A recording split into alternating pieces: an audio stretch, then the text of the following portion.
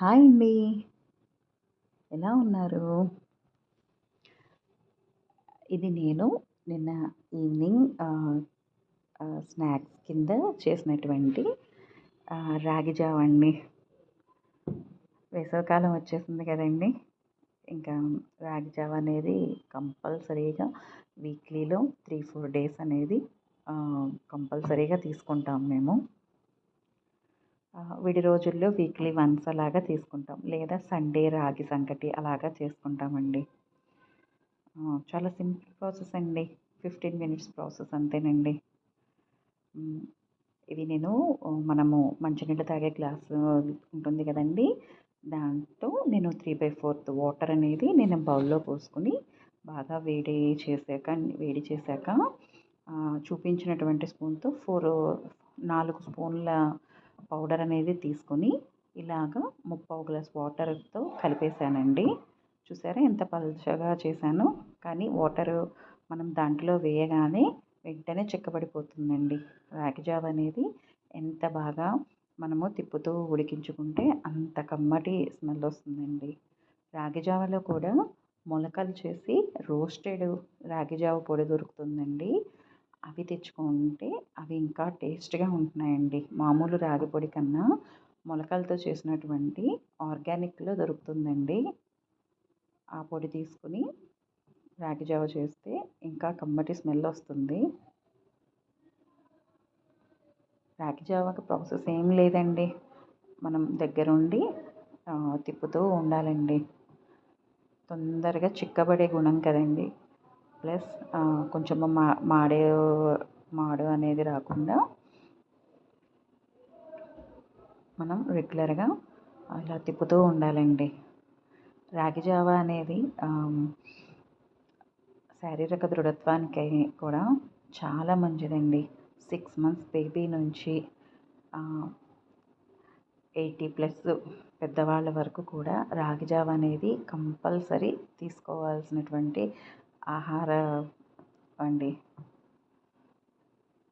శరీర దృఢత్వానికైనా రాగి జావ అనేది చాలా బాగా యూజ్ అవుతుంది. ప్లస్ రాగి జావ అండి ఈవినింగ్ 5 లోపు అనేది ఫినిష్ చేసేయాలి. ఈవినింగ్ 5 లోపే తీసుకోవాలండి. ఆ తర్వాత తీసుకుంటే మనకి అరుగుదలకి కొంచెం టైం పడుతుంది కాబట్టి 5 లోపు తీసుకోవడమే మంచిదండి ఆరోగ్యపరంగా. ఇది నేను నిన్న ఈవినింగ్ చేశానండి స్నాక్ కింద. అంటే వేసవికాలం కదా! వేసవికాలానికి ఇలాంటివి బాగా ప్రిఫర్ చేస్తాము ఇంట్లో. ప్లస్ నేను దీంట్లో పచ్చి కొబ్బరి తురుము వేసుకున్నానండి. రాగి జావని పొడి దాంట్లో వేసి ఒక 2, 3 ఉడుకు వచ్చాక పొడి ఫ్రెష్‌గా ఉంటుంది కదండీ! ఫ్రెష్ కోకోనట్ అనేది నేను తురిమి దానిలో వేసుకున్నానండి. ఇది కూడా టేస్ట్ బాగుంటుంది. ఎప్పుడు ఒకేలాగా తినాలన్నా కష్టమే కదా! కొంచెం చేంజ్‌గా ఉంది. ప్లస్ స్వీట్ తినాలి అనిపించినప్పుడు ఇలా కూడా చేసుకోవచ్చండి. మెయిన్ పిల్లలకండి ఇలా వెరైటీగా చేసి పెడితే రాగి జావ విషయంలో ఎటువంటి ఇబ్బంది పెట్టరండి. బాబుకైతే 6 మంత్స్ నుంచి పెట్టామన్నాం కదండీ! అప్పట్లో అయితే మనం 15 ఇంగ్రీడియెంట్స్ అనేది మిక్స్ చేసి పెట్టేవాళ్ళము. అది చూసారా? మనము రెగ్యులర్‌గా తిప్పుతూనే ఉండాలండి పిండి వేసి. ఎంత బాగా ఉడికితే అంత కమ్మటి స్మెల్ వస్తుందండి. సిమ్‌లో అనేదే పెట్టుకొని చేసుకోవాలండి ప్రాసెస్ మొత్తం కూడా. హైలో పెడితే తొందరగా మాడిపోతుంది. అది ఉడికినట్టు అనిపిస్తుంది కానీ మనం తినేటప్పుడు ఆ కమ్మదనం అనేది ఉండదు. సిమ్‌లో పెట్టుకొని చేసుకోవాలి. ఎంత చిక్కబడుతుందో చూసారా? తొందరగా చిక్కబడిపోయింది. ఈ ఉడికేటప్పుడే ఆ కొబ్బరి కూడానండి చక్కగా కొంచెం ఆ వేడి ఉడికి అది కూడా ఒక మంచి అరోమాని ఇస్తుందండి. అలా అని ఎండు కొబ్బరి వేసుకోమాకండి. ఎండు కొబ్బరి మళ్ళీ గొంతు పట్టేసినట్టుగా ఉంటుంది. ఫ్రెష్ కొబ్బరి తురిమే వేసుకోవాలండి.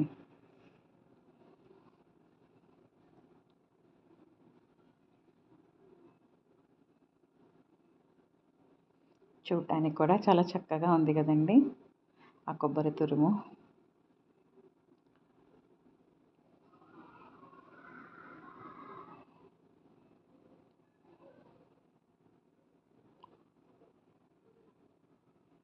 మనకు విస్క్ అయితే చాలా అంటే చాలా కంఫర్ట్గా ఉంటుందండి.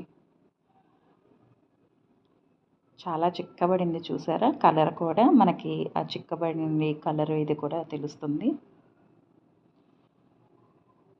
దీనిలో ఇప్పుడు నేను ముప్పావు కప్పు తీసుకున్నానండి. ముప్పావు కప్పు పంచదార, 2 యాలకుల పొడి వేస్తాను. ఇప్పుడు ఆ పంచదార కూడా కరగడం వల్ల కొంచెం పలచబడుతుంది. దాన్ని మళ్ళా మనం కొంచెం చిక్కబడేలా అంతవరకు ఆహ్, తిప్పుతూ ఉండాలి.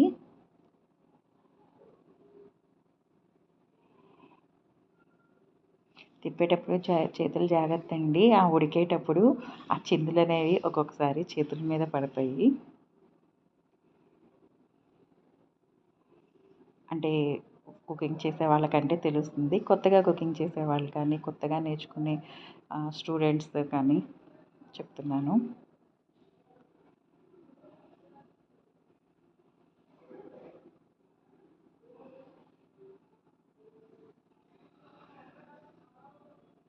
చూసారా? మళ్ళీ వెంటనే చిక్కబడిపోయింది. ఇప్పుడు నేను ఆహ్, ఏయో నేను పిండి వేసిన గ్లాసుతోని ముప్పావు గ్లాసు పాలు పోసుకున్నానండి. పాలు పోస్తాను కదా అని చెప్పి ఇది రాగి జావ పాయసం కాదండి. ఇది జస్ట్ స్వీట్ జావ అంతేనండి. రాగి జావ పాయసం మన ప్రాసెస్ కొంచెం అంటే ఇదే ప్రాసెస్‌లో ఉన్న దాంట్లో వేసే ఇంగ్రీడియెంట్స్ అనేవి కొంచెము తేడా ఉంటుంది. నేను మళ్ళీ అది ఎప్పుడన్నా చేసినప్పుడు మీకు వీడియో పెడతానండి. రాగి జావ చేసుకోవాలంటే ఎన్ని రకాలునండి. మామూలు మజ్జిగతో తీసుకుంటాము.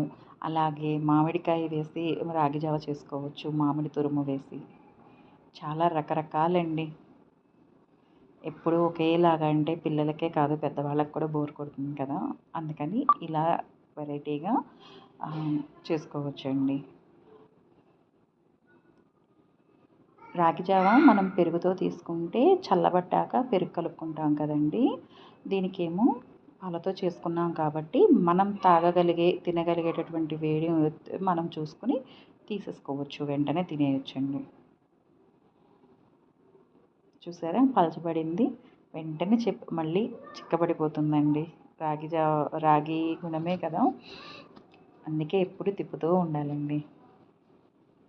మొత్తం ప్రాసెస్ ఒక 15 మినిట్స్ అండి. అంతకన్నా ఎక్కువ ఏం పట్టదు.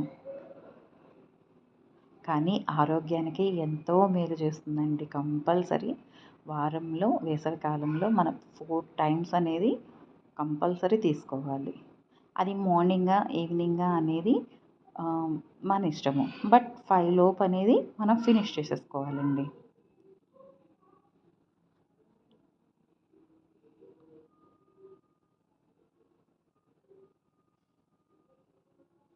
ఎక్కువ పాలు పోసాక ఎక్కువసేపు ఉంచాల్సిన అవసరం లేదండి. 2 పొంగులొస్తే చాలండి. అంటే ఇప్పుడు దానిలో చూపిస్తున్నట్టుగా 2 సార్లు అలా ఇదైతే చాలు.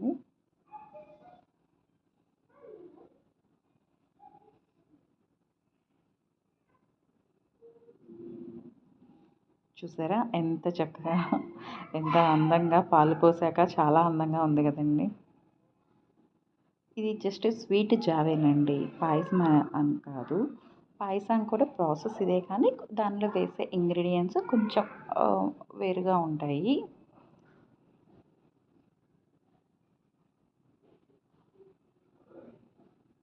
ఏదో నాకు తెలిసినవి నేను పెడుతున్నానండి. దీనికి మళ్ళీ ఏ బ్యాడ్ కామెంట్స్ అనేది చేయొద్దు.